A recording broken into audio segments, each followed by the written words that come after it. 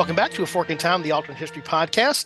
Joined today by Eric, Dylan, and Chris as we're going to go, talk about some little alternate history here. It's just what we do. That's what the podcast is all about. I think this will be episode 220. So we've been doing it for a while. And we appreciate the fact that our listeners have joined us for all or parts of that. Today, we're actually going to finish up one of those things we say we're going to go back and do. So I was joking off podcast. I think this is part 71 of a 36-part series that started off with an alternative timeline that began with the Clinton assassination, which was based upon a real event that did almost happen in the Philippines in November of 1996. So if you didn't listen to those episodes, down in the show notes, I will put links to the episodes that preceded this because it'll help you to jump in, because we're going to be jumping in way further down the timeline, the alternate timeline, than where those are. So that'll help you get caught up. But I'm going to go around really quick. So if you haven't listened to us before, you at least recognize voices. So Eric, you want to say something to the listeners? That would be the good time. Hi, everybody. Great to be here. All right. Dylan, if you want to do the same. I can't believe in the last 3 episodes, nobody found a way to make this pun, but let's finish the gory business today. Ooh, there I go. We may have already found our episode title, which I'm always looking for as I listen through things. And of course, it's not officially in a Fork in Time episode that Chris is on until we call out for Chris. Chris, say hi to the good people. Hi, good people. All right. And because you are good people, I do want to apologize on behalf of us for the pun that Dylan just made. We're better than that. We are. We're not. I retract the apology. That's the sad part. I think we are and we aren't at the same time. Alexis and I were talking actually, I think not long ago, about the fact that the whole idea of naming episodes and the types of things that go with that. And for those of you that don't pay attention to the clip, to the episode art now, or look at the things that are there, we use Chat GPT to virtually do that stuff. But I'm always looking for what the episode title is going to be as we go through it. I'm looking for something clever. Right now, Dylan's in the lead position. Somebody's got to take that down on the episode here. That may be where we go, finishing the gory business. Look, people have listened to me for long enough. They can take the punishment. Ooh. Now that may be beneath us right there, Chris. You may have hit it right there on the head. So we were trying to figure out, because we wondered around this set of topics that flows from this a good bit, which is why we've come back to revisit it, because it's a healthy place to go and find some fairly recent, but not too recent alternate history. And I think we settled on that we had gotten to various forms of around 2004, so about 8 years removed from this event. And again, the background there is a real event that actually happened, a foiled assassination attempt of President Clinton in November of 1996 in the Philippines after the general election, but before the Electoral College. We spend one whole episode talking about how that would even work, which is a fun little thing that's there. And we've talked about various things moving through what would have been like for a Gore first term, which would have coincided with the real historical Clinton second term. And then we started talking about some of the electrical things that flow out from there. And we've made it to 2004. So I'm just going to fast forward us there. I'm going to throw it out to the panel here. It's 2004 in our alternate timeline. What's going on in 2004 in the post-1996 Clinton situation? We're just 2004 and Don. I'll be honest. I don't know that it's all that much different from other than the fact that we are likely not enmeshed in any foreign wars by that point. Right. One of the big things we talked about was the fact that there's potentially no 9/11 in this timeline because of what happens in 1996, and then also what doesn't happen in 2001. So, gonna be honest, 2004 might be kind of boring. Yeah. And that's okay. I'll take boring. In the real timeline, we have Bush running for his second term. Yep. And we have him pretty easily carrying forward with that win in 2004. We talked about at some point, though, we talk about this all the time. This is one of my favorite themes, the pendulum swing back and forth between the parties of the U.S. presidency. And so the idea that Gore serves potentially for 2 terms beginning in 97 and carrying through what will be the 2004 election, but the 2005 beginning of the next presidency, is suggestive to me that there's a higher likelihood that we would see a successful Republican at that point. I think we had talked before I know Eric was part of it. I think we discussed whether that's maybe a Bush or a McCain or who it might be, and we had settled that probably is a Bush. But we didn't presume or talk much about who would be the Democratic nominee under that scenario in 2004. Does anybody have any thoughts about who might be running for the Democrats in 2004, either for the presidency, or this is teasing something I know that we talked about off podcast and we're probably going to get into a little bit, is there may be some other races that are sort of interesting as a result of this timeline in 2004 that aren't the presidency itself. Yeah, I mean, there's a case to be made for that the 2004 nominee for the Democrats doesn't change. Yeah, I was going to say I actually still like Kerry, at least as in the primaries, if nothing further than that. Because I Yeah. mean, he's a war hero. He's got He's a all war this foreign hero. policy experience. But I think it's a very different Kerry campaign. Yes. If we're not in Iraq, where his war hero experience is put forward the way it is. Yeah. So I remember very clearly watching the 2004 DNC, his speech, and it was John Kerry reporting for duty. And at the time, like it hit the way it was supposed to. I liked his speech, but he wouldn't have to do that, or he wouldn't want to do that. And so I think it is John Kerry, experienced senator, foreign policy expert. So John Kerry had a lot going for him. So there were many different reasons why he was the Democratic nominee at that point, and I think he is a very plausible Democratic nominee in 2004. Yeah, and I think the real question, I guess, is going to be what happens with Hillary. Just because in our timeline, this is the Clintons basically since '92. Kind of until even after Obama left office, the Clintons were basically the standard bearers for the Democratic Party. So I think partially just from a cultural touchstone perspective, because we're so used to it, I think the question of just like in Dallas, who shot JR, what happened with Hillary, I think is something that we have to figure out. I just don't know if it's in the presidential contest or somewhere else. Right. And I will say that this is we talked about this a little off podcast. And so this is a conversation that I had this afternoon with my wife on the way back from the mall, like you do, or like you do for people who are involved in this podcast. And we'll get her on the podcast. I think she's going to be easier to get on the podcast than Jake will be. But we'll get her on the podcast here in a minute.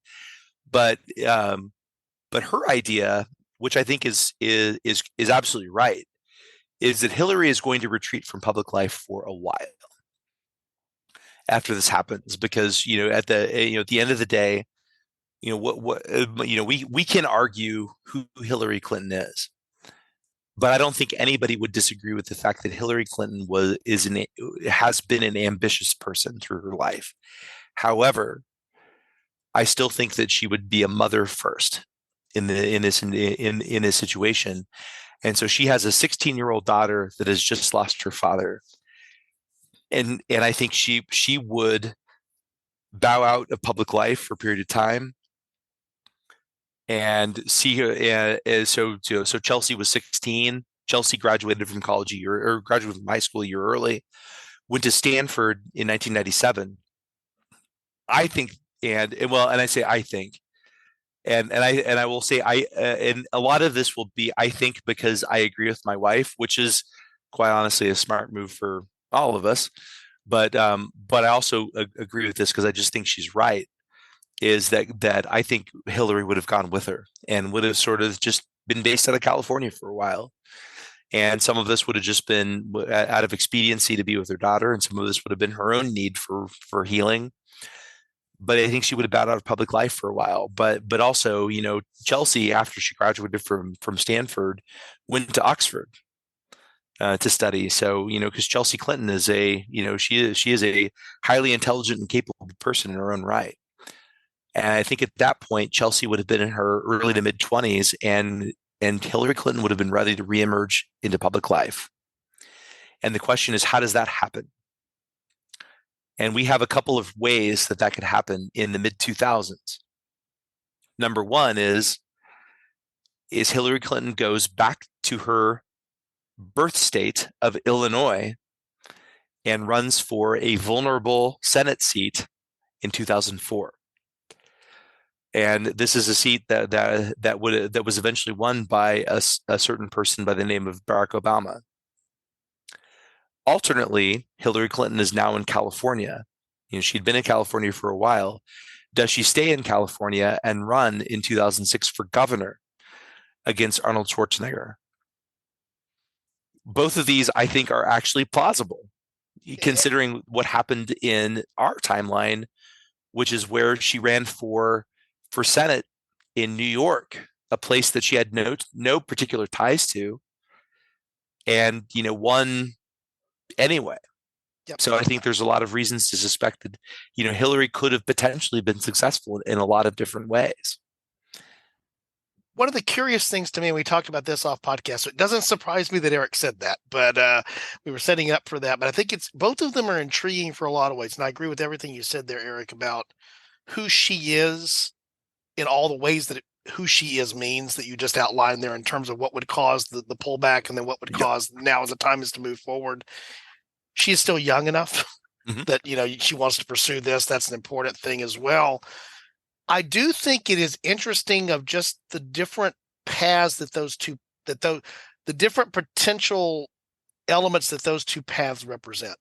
For example, one of the things that we have seen, real timeline notwithstanding with George W. Bush, but it's been a tougher situation for governors for a while to find their way to the White House. Traditionally it's been governors and senators that had the inside track to do that, with some exception.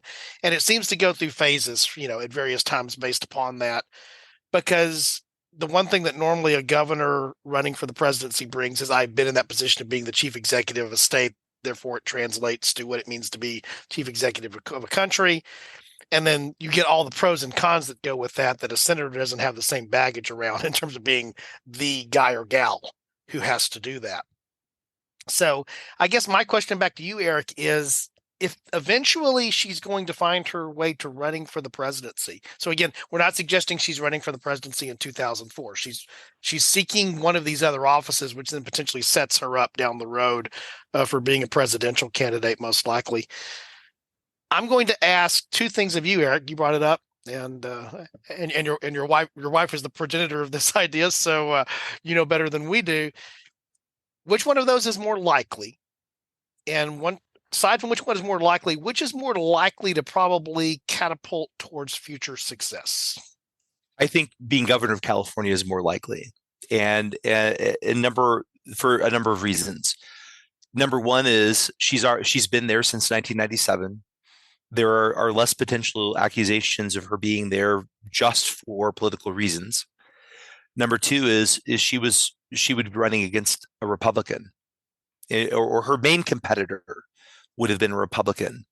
In this case, it would have been former Governor Schwarzenegger.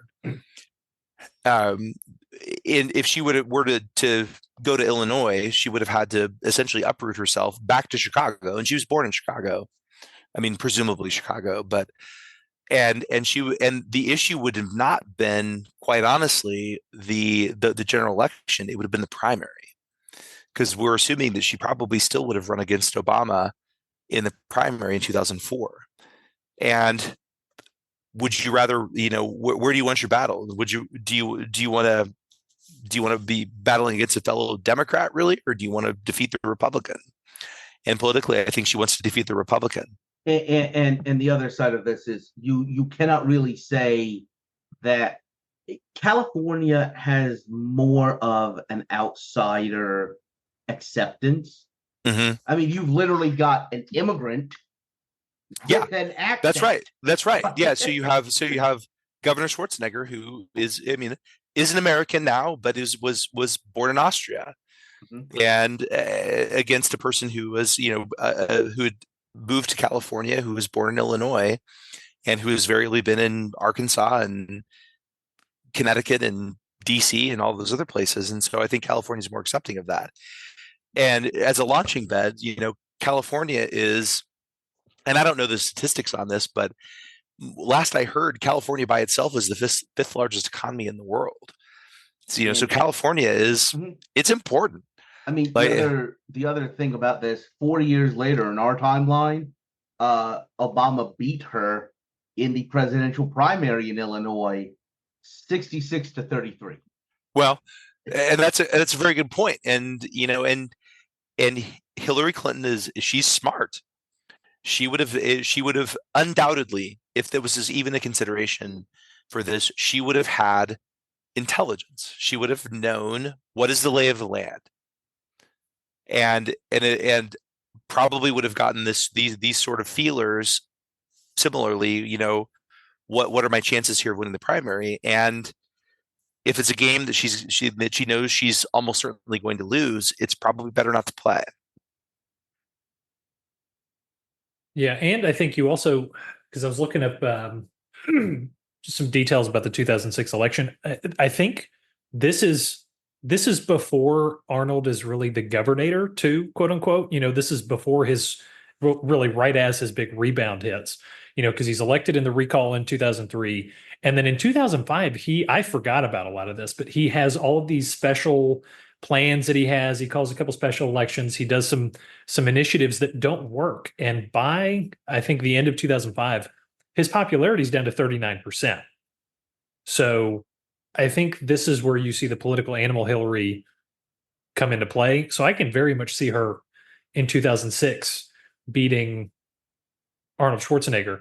So she, I guess, is now, assuming she wins in California, she's kind of the sort of de facto presumptive '08 Democratic candidate, I guess, for all intents and purposes, as of 2006. Yeah. So who then, besides Kerry would be in the 2004 primary? And I have a very, very, very dark horse, but I want to see what everybody else's thoughts are. Edwards is going to be in there because this is before he sort of fell from grace. Yeah. You have Chris, what do you think? You got any other names to throw in the hat? Nothing jumps to mind. I mean, I'd have to go back, but and recheck. I mean, I know Gephardt is still floating around, but I'd also be interested in who are Gore cabinet members. There's almost certainly going to be one or two of them. So my pet pony for this race, and I cannot believe I'm actually suggesting this, given, and this may be a hint, his current political standing as of this moment in the real timeline. But in 2004, sorry, what was that? Lieberman? No. Much more famous last name. In 2004, because remember, in this timeline that we're talking about, this is a much more environmentalist focused. No. Yes. Dylan. Yeah. Oh I'm not my saying God. he's going to win. I'm just saying I think he's in the race because at this point, he's basically the environmental golden boy number 2, besides Al Gore, is RFK Jr. I don't think he has a shot at winning, but I do think he might be in the race in a much more environmentally focused America in 2004. Okay. Because this would have been, 2004 is when he wins that big EPA settlement in Florida and some of that other stuff. I don't think he's got a shot at winning, but I can maybe see him transitioning it to like a Department of Interior post or something like that. No, EPA. Yeah, or EPA, yeah, something like that. But I think he's maybe in the race. I think the Kennedys may be more of a factor. If we actually have why not merge what I would, both of us were just saying. If you've got him as an environmentalist golden child, is he in a Gore administration? I think he's probably, he potentially could be in a cabinet position during, or at least in some sort of like private sector consultant, of this like a kitchen cabinet type deal. Yeah. And again, I'm functioning under the concept. It's not a given. I'm functioning under the concept that, as we talked about in the way we've laid out the timeline up to this point, Gore gets 2 terms. So Gore is president through, the inauguration of 2005. And again, I find it difficult to believe that there's not going to be the pendulum swing back. So in my mind, the 2004 election is won by a Republican, whoever that is. And so then the question, the 2004 Democratic nominee is in some ways the designated sacrificial lamb, I think, for that election, just because of what it is. Even more reason maybe to let RFK Jr. go for it. If we're gonna have to throw somebody to the wolves, let's or other animals, as we've discovered here is late. We won't even chase that, throw that out there. And so, then the question becomes, the jockeying that happens in 2004 with Obama probably winning the Senate seat in Illinois, Clinton winning the gubernatorial race in California in 2006. In 2000, yeah, yeah. That sets up an interesting concept for then what happens as you get to 2008, right? Yeah, because there's nothing about our timeline that changes a lot of the deregulation of the financial industry that ultimately results in the Great Recession. So I don't see a reason why that's fundamentally different. And so we except what I was going to say, what is fundamentally different about it, Eric, is that it came at the end of a second Bush administration in the real timeline. So it was not going to cost an incumbent president running for re-election as the sitting president in the same way that it was costing an incumbent party. Right. Yes. And that is different, subtly so, but it is different. You're right about that, Don. And so, that I think that does the same element of making the incumbent party, in this case, in both instances, in the real timeline and our alternate timeline, it's an incumbent Republican president, same Republican president we've suggested here, but with a different set of timing around that, and puts that second term in all kinds of jeopardy for all kinds of reasons. This has happened on your watch, right? I mean, that's ultimately that's only what every challenger is going to say. This happened on your watch. You know what else happened on your watch, which I think is something we haven't talked about, or was a really big hit on at least the Bush administration, Katrina. Yeah. The idea that you have this major city almost wiped out by this superstorm, which, under a Gore administration, we've been talking about climate change, stronger tropical storms. Katrina could really be almost more of a watershed moment than it is in our mindsets. Because there's really not at that point, because Katrina happened in 2005. Mm-hmm. So at this point, there's not much to weigh it against. There's not that, because Bush had this wartime footing, and in 2001, like, honestly, even those of us who didn't vote for him still rallied around our president in 2001, because a lot of times that's what we do. But there's none of that. Like that is not the same thing that happens, and so you really have very little.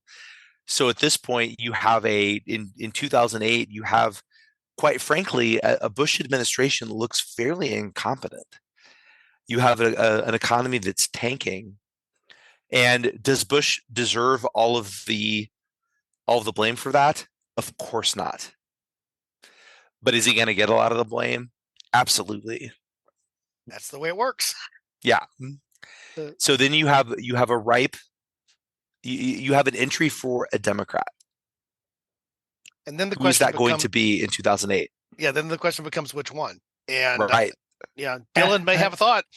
Kathleen Blanco, the Democratic governor of Louisiana from 2004 to 2008.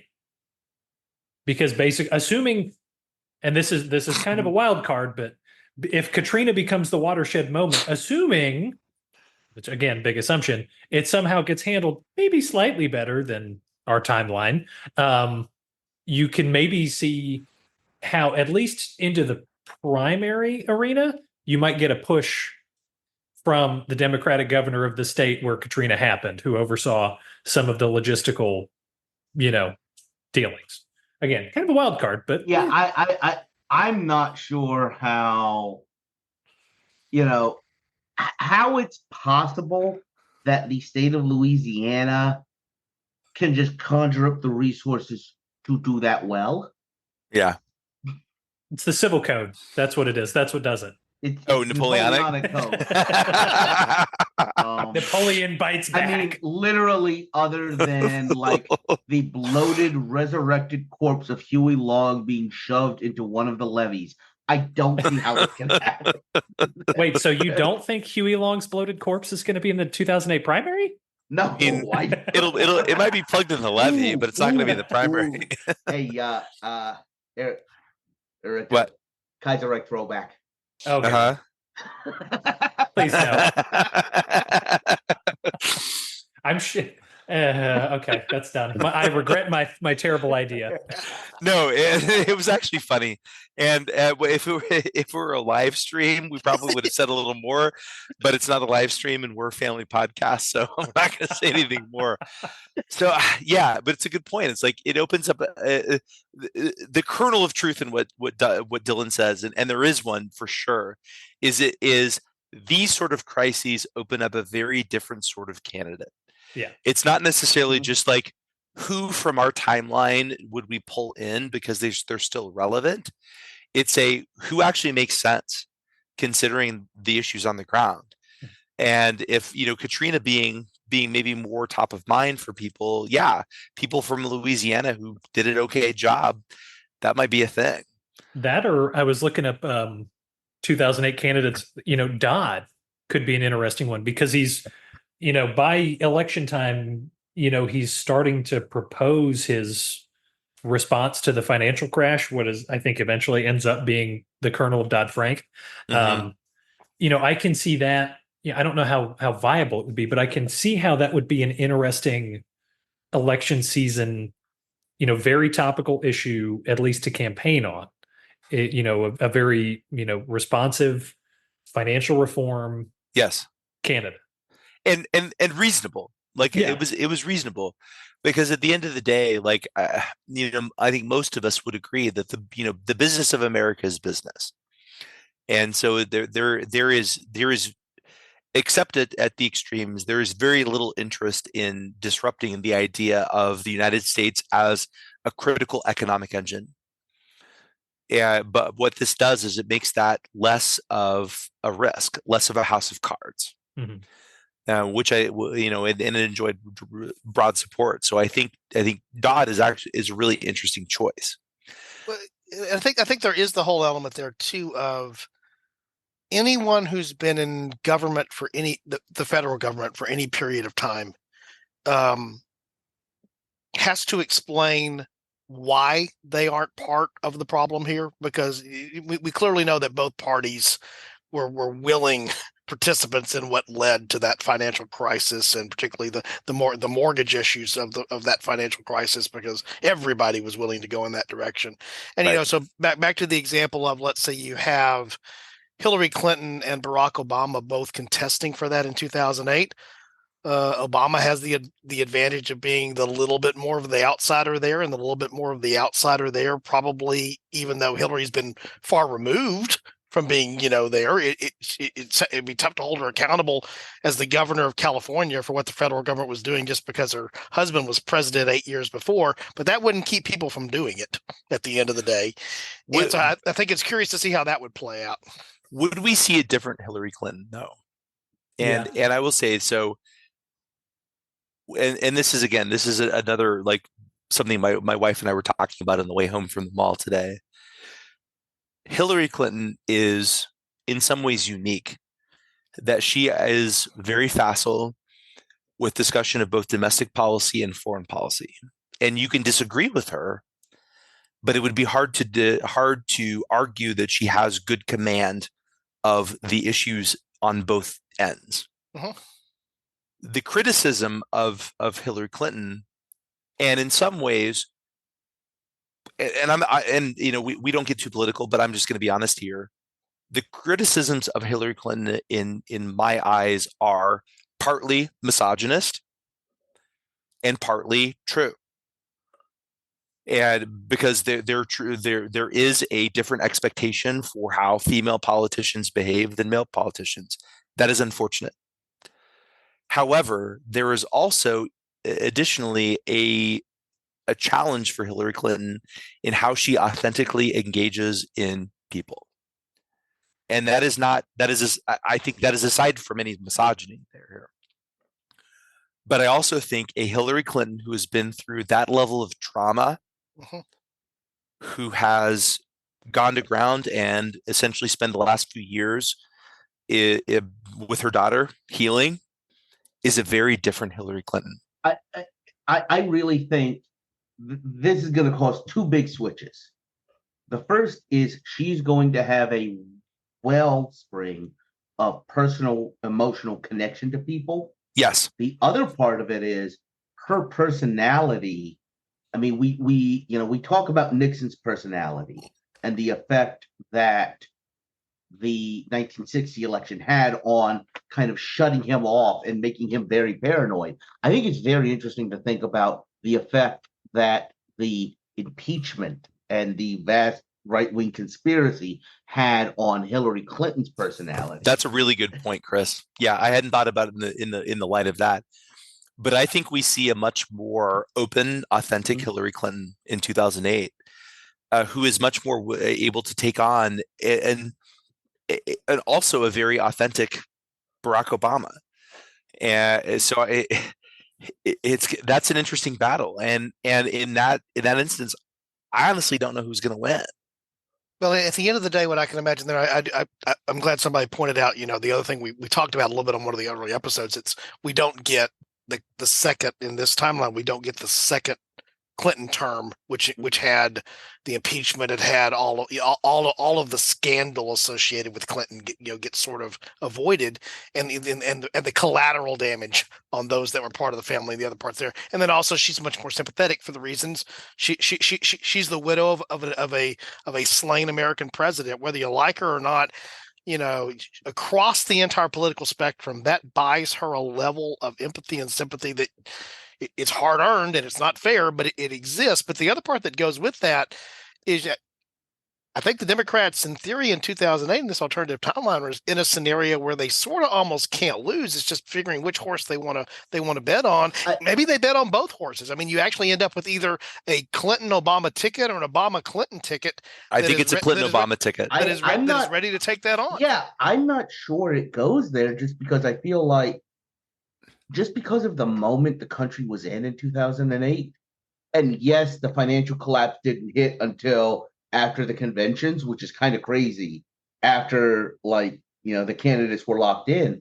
But I think if you haven't been through two wars, we talked about Katrina a little, and another thing I do want to bring up, I think Katrina lands a little different because it's not just another example of government overspending and incompetence, which it really was in our timeline. It really kind of fed a lot into the Blackwater and things that were coming out of the Iraq War. Yeah. I am not convinced that Obama doesn't just serve out his Senate term and bide his time waiting for his turn. Yeah. There's a case for that because he's how old is he? 45 in 2006, 47 in 2008. I don't know. I'm 45 now. I I look at that I got a lot of time left, and so it's 2008. You got a 47-year-old Obama. I kind of agree with you, Chris. And the moment in 2008, for those of us that remember, was you think about right track, wrong track is a poll they always use. Yeah. The wrong track in our 2008, I think, is very, very different than the wrong track in this 2008. Yeah. And that really drives let's get somebody who hasn't, like we were saying earlier, who doesn't have fingerprints on any of this, who wasn't even in office to vote on the Iraq War. Yeah. Oh, and because that was honestly one of the things that they got her on is you voted for this and now you're against it. Yeah. And so now there's no vote there. Mm-hmm. Well, and that brings up, I think culturally speaking, I think this is a very different, 2008 that we're looking at, and Chris, you really did a good job of bringing this up. Is this sort of, 2008, I think the financial crisis, I think, is still the issue of the election. I don't think there's any question about that, but I think it's framed very differently when you don't have, what's becoming, I think even at the time it was starting to be, seen as sort of a second interminable Vietnam-esque situation with U.S. involvement in the Middle East.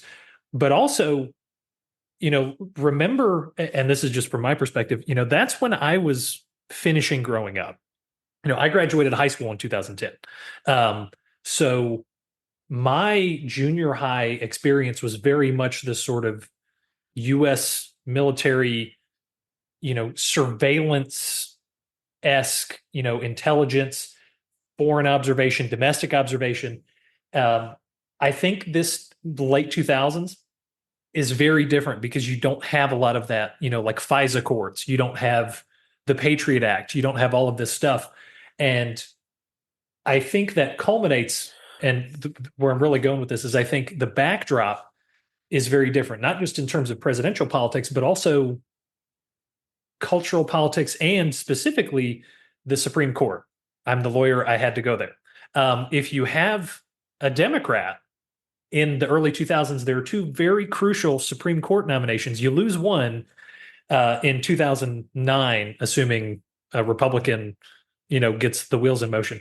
But you have two very important Democratic Supreme Court nominations that happen instead of Roberts and Republicans. Alito. Yes, Roberts especially because he's the Chief Justice. Yeah. Now, on the one hand, I don't think you have the same Supreme Court cases because this is where you have a lot of your Fourth Amendment, foreign intelligence, civil rights cases. But there is a very important case that gets argued in 2009 and decided on 2010. This is jumping the gun a little bit because we're talking about the 2008 election. But yes, Chris just mouthed it. Citizens United, I think, becomes a whole different ballgame. Yes, in a democratic, that's so important Supreme Court. Yes, which I don't think does much for the 2008 election, but for every election after that, I think every is impossible to ignore. And whatever side of Citizens United you're on, and there is that that is a discussion. Yeah. But whatever side of that on, it changes things. There's no question it changes things immensely. Yeah. It's a really good point. Yeah, just from a cultural touchstone perspective, I think instead of Iraq and 2008. I think that sort of period in time is going to instead sort of be 2008 and Citizens United, which it still kind of is, but the Iraq War I think kind of bumps Citizens United out of, sort of the primary consideration. And I think that then becomes, I think financing in politics, because it's correlated to finance with the housing crisis, I think you sort of see a 2010s that becomes much more focused on transparency in government and in finance, without the distractions of sort of some foreign intervention. Well said, Dylan. Well said. And well argued in terms. Totally agree. In terms of, we always talk about ripples, right? And sometimes the ripples are closest to where the rock hits, and sometimes the ripples travel all the way across the big pond. And here we are in 2024. Those ripples are still rippling through the pond. Yeah, there's in all kinds of ways. Again, to your point, Eric, it doesn't matter which side of that you sort of you philosophically come down on. You cannot disagree that it wasn't of import and impact. It just there's no way not to, for all the reasons that are there. So the thing that came to mind, we have this bad habit. We talked about this. I think Chris and I talked about this recently in the episode that we keep coming up with the same actors because that's who we know. It's hard to find your Democratic female governors of Louisiana because there wasn't something to cause the spotlight on them. But we know that those things exist. Is the place that I sort of went was maybe there is an understanding on the Democratic side to go forth with a Hillary Clinton. Clinton has an easier time winning that nomination. Perhaps it's not a hard-fought nomination. And you still might see this young, rising, charismatic senator from Illinois be offered the VP slot just because he is who he is. And so you still might, whether it's because he lost in the primary in the nomination process, or just because if I'm sitting there as Hillary Clinton going, who do I want to pick? There's a very compelling candidate right there to pick. And so you still might have had Obama elevated, not through his winning of the nomination, but through, moving into the VP slot. I could easily see something like that, or a Dodd, or any of the cast of characters that certainly could still be there and are still there. But somebody like Obama is gonna, he's gonna be around for a while. You have and those of us who are, politics wonks, we both, I think a lot of us watch the RNC and the DNC. And so, you saw a former President Obama who is 63 now. Yeah. Like Yeah. like he I like think his deal is maybe 12 or 16 or 2020. Yeah. Because I Yeah. wonder in a 2008 where you have California Governor Clinton, she hasn't been Secretary of State, so she's not the foreign policy Clinton that was running in our timeline. And I don't know that freshman senator from Illinois is going to bolster. I think because her husband was president, she's going to have a certain sort of implicit foreign policy experience, but a lot of that with her out of the spotlight is going to have faded in this timeline. So I almost wonder if she brings in like Kerry or another, foreign policy guy, or there was the Supreme Allied Commander in Europe Wesley Clark. ran in Wesley 2004. Clark. So that would be maybe an interesting VP pick. Yeah, General Clark, he would have been solid. Like he would have been a good choice. Yeah, he was a close Clinton ally. I'm also not willing to discount John Edwards. Yeah, I think a lot of what happened with John Edwards was predicated upon, here we go again. Here's another charismatic Southern Democrat who's got an affair issue. That is not a paradigm in our mindset. Yeah. Well, because at the time, that wasn't so. In 2004, he was really compelling. Like he was a third rail Democrat. He's honestly like a handsome and charismatic guy. Like he's a 15-year younger Bill Clinton. Oh yeah. I mean, he's only a few years younger than Bill Clinton, but yeah, Okay. I think he's 71 now. But he's he's, to be honest with you, he's got some he's got some things about him that are really compelling. So you could see something like that. And he geographically balances a lot of particular. Because he's east, west, north, south. Yeah, he's because he's North Carolina, right? He's North Carolina. Elite versus sort of common man kind of deal. Have we talked about the Republican side of this yet? I know we've talked a lot about for 2008. Yeah, I'm assuming again in our timeline we've installed that Bush would have been the so it'll be President Bush going for a second term. Yeah. Do you think he would try and do a second term? Yes, I think so. And especially, like I mentioned, the crash doesn't happen, and people don't really see it coming until after the conventions. Yeah, and at this point, on that ballot, and it is very hard for an incumbent president to not seek re-election. Yeah, which is what makes 2024 so unusual, right? And we've seen this, and we've seen President Biden, and again, for our listeners, regardless of what you think about President Biden, and there are undoubtedly a variety of thoughts about President Biden, there are the reasons why he did this are fundamentally related to his age. And this would not have been an issue for a 59-year-old, if I'm doing my math right. No, 62-year-old President Bush. So, who is a very normal age for a president. Most of our presidents have been honestly in their 50s. And, and so late 40s to 50s, kind of the balance between, do you have enough experience to do the job versus are you young enough to be vital enough to handle the job? Yeah. And so, so we have a President Bush who is kind of right in that spot. Yeah. And, certainly there is nothing about his health or his cognitive acumen that was of concern. Like any disputes that anybody would have had would have been policy decisions, or frankly his track record. I think if George W. Bush is president in 2008 and he still has another term to run in our timeline with all of the decisions he's made, maybe he steps down so that the Republicans aren't a bit of a toxic brand. Maybe. Well, I see that. I could see maybe that's woo. I mean, I could see because you also don't have if him you tarnished with the end of Iraq in this timeline. Well, So I think and that No, you don't. and That's true. that's You where don't. I go so often. I feel like I've said this before, and I know that there's elements of agreement and disagreement with the team that I see here on the screen, and we can do that politely because we're intelligent adults and we like each other. But and rational beyond that. But again, I go back to I try to figure out what the 2005 to 2009 George W. Bush presidency would look like if it were what I think Bush intended it to be in 2001 before 9/11. And my mental image of this, right or wrong, will always be I don't know the president that Bush would have been without 9/11 because it did happen. And I know that he much wanted to be more of a domestic focused president than when he was. That was his story here in Texas when he was the governor.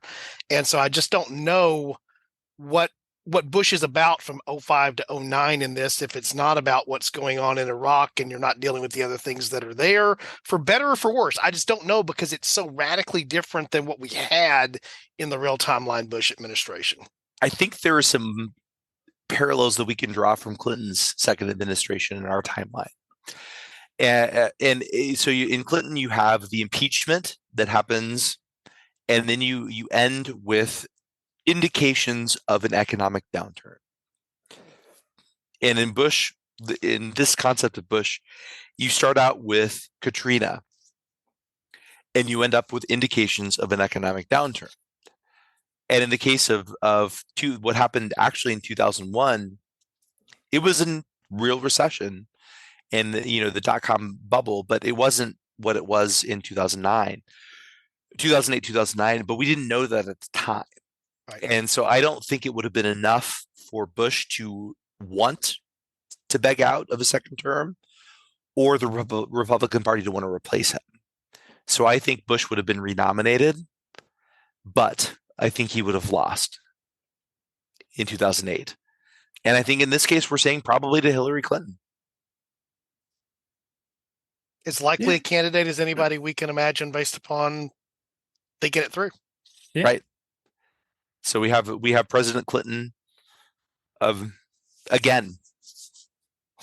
Well, and the other thing that I think, and this may be, I don't want to border on too political, which may be where I'm heading, but I think at the very least, you don't have a Sarah Palin in the picture on the Republican side, which I think heads off at least some of the populist tendencies that we see. I think the Tea Party may still be a thing in the early 2010s, but I think at least some of the headwaters of the populist sort of pendulum swing that we see, that we're in the middle of right now, I think is headed off. So I wonder, just broadly speaking across the board, what this 2010s is going to look like.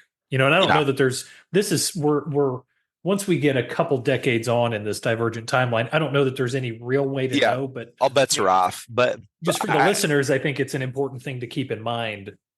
I think there is a good point, Dylan, and I think there is the possibility of finding a more, the word I'm going to use is institutionalist, an institutionalist Republican Party.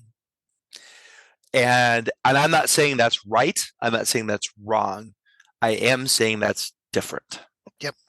I would totally concur with that, Eric. And also I think you don't see the same, you see seeds of things that are going to be planted that are going to come, that are going to be fertilized and they're going to grow. But they're seeds of different things than what we had in the real timeline in terms of by the time harvest time comes, you planted a different seed, so you get a different crop. If I can just use that analogy and go there. Doesn't mean it's a better crop, by the way. Yeah. It's just a different crop. It's just different. It's just maybe different. A typhoon instead of a hurricane. You're still reaping a whirlwind of some sort, but it's just a question of what does that look like and what happens to it. Yeah. And just as an aside, and one of the things that Dylan said a few minutes ago is, we try to. It's not even that we don't try to tip our hand, because I actually think people who listen can kind of figure out a little bit about all of our politics. and that's okay. It's that we don't want to impose our own politics so much on either you, the people who are listening, or the timelines. We Right. want to leave a little bit of leeway there, but we're also not immune to that. No, We're not. Well, I mean, this is also really unique for us. I didn't vote in the 1948 election. None of us voted in the 1912 election. I think, with the exception of Dylan, all of us voted in the 2008 election. Right. True. And I will feel say like there were enough dead people that voted in Memphis that it kind of evens out somehow. So I think I get an honorary vote. So I you will were counted somehow by de facto thing, Dylan. And I will say I canvassed for one of the candidates, and I won't tell you who it is, but I canvassed for one of the candidates in 2008. Yeah, I want to say, Eric, and we're bringing this episode to a close. And whether we revisit this timeline again, we don't have a name for this timeline like we do for sheep suffrage. If we revisit it again, it'll be because our listeners in the Discord demand that we come back or something. Yeah, I mean, if people want to come back, if they want us to talk about it, knowing that we're going to be increasingly speculative, and we'll go there. We'll go there. But that's fine. But I'm actually thinking one of our very active participants there, Helena Nash, talked about, the thing she struggled with was just trying to imagine no 9/11 because it's just such an impact of what's there. It's like at that point you're throwing everything out because was the world and is the world. But I want to say something to what Eric said there because we've been more, I will say, transparent in our political and philosophical thoughts, and I'm okay with that. We've actually talked about this several hundred episodes ago, or mainly when the team came together about how we would do that. And I respect the members of the team here because we've talked about not being overly political, but also not being as sidestepping of politics as maybe a good way to describe it. There's probably a better term. But what I do want to say is something that Eric said there. One of the things I discovered when I started doing this podcast, and I had read some alternative history fiction. I think probably everybody has read some Guns of the South at some point. That's probably like one of the top 5 this idea. I did not realize, for better or for worse, how much there was this in alternative history tied to the U.S. Civil War political bend thing that was going on. I was naive to that. I wasn't in this genre for long and going to forums on the web looking for ideas and seeing where this community hung out and what was out there. There's lots of good stuff out there, by the way. I encourage a lot of stuff that's there. But that's the first time that I realized that a modern political bend was tied to the idea of alternative history. And when I became aware of that, one of the reasons up until recently, we've done very few Civil War episodes, just to be blunt and transparent about this. One of the reasons for not doing that was because that exists out there. And I'm cognizant of it. I think we're mature enough and capable enough and have a mature enough and capable listening audience to work around that, but it's a real thing. And so, Eric, I appreciate you saying that because, again, it's very difficult to not impose our own philosophies on this. That comes with the territory. That's what we do. And I don't want to hold that back. But every time we're also cognizant of there's somebody else who thinks differently. And if I sit in a room with them long enough and talk to them, they may persuade me of how wrong I am in doing that or where my philosophy is coming from. And that's part of what we have a listener base. We have about 400 listeners on average that download an episode. So we're not blowing up the world, but 400 is not a small number either that come back time and time again. And I believe the reason those 400 listeners are so come back as regularly as they do is because of what we just did here, which is that we're able to go to these places and they recognize we don't hold back, but that we also are very aware of how our own prejudices and our own thoughts can creep into things. And so I appreciate you saying that, Eric, because we've talked about this so many times, both on air and off air, about how important this is. And this is why I think there's value, true, actual value to modern political discourse to what we do here on A Fork in Time. Is if it gets you thinking about what happened in the past, and because of that, you think about what's happening now, we've delivered something of a public service, at least in terms of getting somebody thinking, for whatever the case might be. Well said, Don. That's what I value, is that I'll just use this election as an example. There are topics in the American presidential election of 2024 that I think about differently now than I did 4 years ago, partly because of things that have been said on this show, and partly because of other things that have been said on this show where people have pointed out facts to me or suggested things to me. And I hope I'm open-minded enough to know, I think about that now differently than I used to. And that's not a bad thing. I also have things that I'm just as strongly convicted about as I was before that have been challenged by those thoughts. I'm like, yep, you challenged me and I've thought about it. I'm even more convinced that I'm right. It works both ways. And either one of those is an okay outcome if it's an intellectually honest exercise. I will now get off my soapbox and get out from behind the pulpit and preaching that. But to me, that's in addition to just enjoying these people that I see on my screen here and this time that we get to spend every couple of weeks normally when we record, that's what keeps me coming back. But the other reason is I do think we're providing a service to some of our listeners in terms of what I see through the Discord feedback. So again, that concludes today's sermon. The offering plate will pass by in the form of our Patreon if you want to contribute a little bit, but that's now we're done with that. Here, done. If we come back to this, we'll come back because our I mentioned Discord there. I mentioned Discord, so I have to go there. It'd be because our listeners have said, "Hey, we want more of this," or they may come back and say, "You know what? You guys totally missed it. Here's what you got wrong," and we welcome that, and we'll engage that on the feedback show. So I mentioned that we have a lot of good stuff in the queue. We still are always looking for topics, and so feel free to suggest them there. We actually put them out. We've added here most recently. Evan Buck was a guest on the show. Eric, I don't know if you had a chance to listen to that show, but we had a lot of fun recording that show. Yeah, and he was great. Evan was great. I loved his perspective on things, and I hope we have him back. I think that we will. I mentioned that to say that if you're a listener out there and you go, I think it'd be fun to hop into one of these conversations. You're welcome to come and join us. Throw that out there. Reach out to us. We'll reach out to you. I'm looking at the guys that are on the screen here. I see the picture of me, but the other three guys I didn't know before I started this that all came through that same process. So that we're there. And so we appreciate that. We've gone on here, so I'm going to go ahead and close this out for an episode. Again, thanking everybody for your time. Visit the website if you haven't done so. There's plenty of chances to provide the feedback to support us, both monetarily and otherwise there. You can see the back index, which has a new index, by the way, that actually has like descriptions of what the episodes are and what years are associated with them. So before, if you weren't sure what the title of that episode meant, the episode was about, we solved that. So check out the episode index if you haven't had a chance to do so today. And so it's my privilege on behalf of Dylan, on behalf of Chris, on behalf of Eric, on behalf of Robert, who's not here, on behalf of Alexis, who's not here, because even when they're not here, they're part of the team. To say that we appreciate you guys and hope that you join us next time.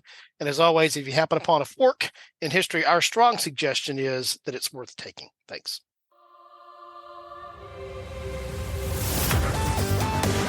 Thanks for listening to A Fork in Time, the alternate history podcast. Learn more and provide feedback by visiting our website at www.aforkintimepodcast.com. Connect to us on Facebook at facebook.com/aforkintime or follow us on Twitter at AFIT Podcast. If you want to support the show financially, visit our Patreon page at patreon.com/aforkintime. We hope you will join us next time.